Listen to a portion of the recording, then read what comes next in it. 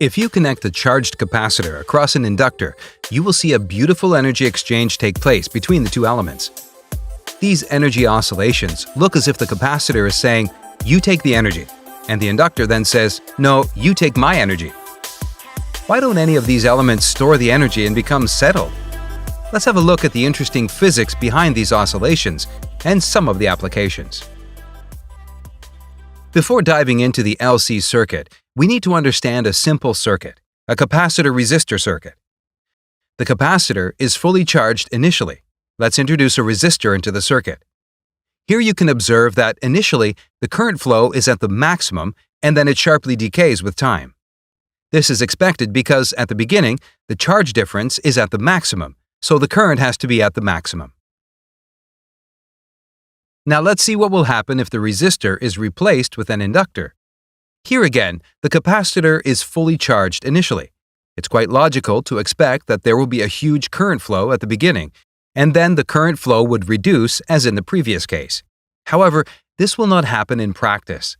An inductor develops EMF across it, based on the change in current flow. This means that a drastic change in current is not possible across the inductor as in the previous case. Now the current flow starts from zero and increases to the maximum, and then comes back to zero again. In an inductor-capacitor circuit, the current flow variation has to be gradual, and here we can see that the current flow in the LC circuit is shaped like a sine curve. Let's look at the electron flow animation once again.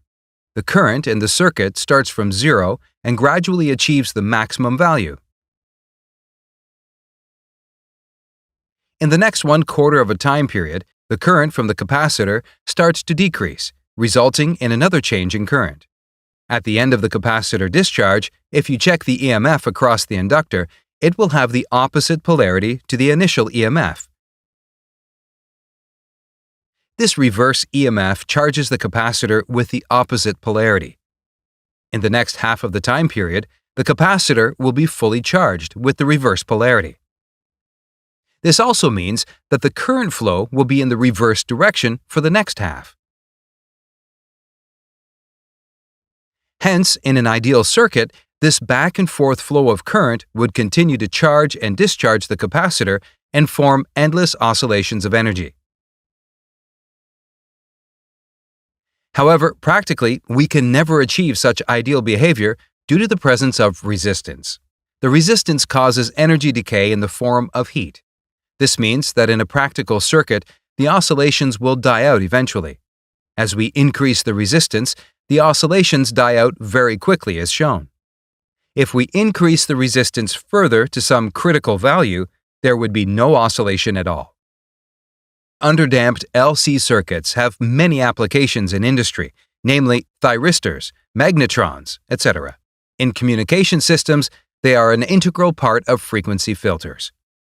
Please don't forget to support us. Thank you.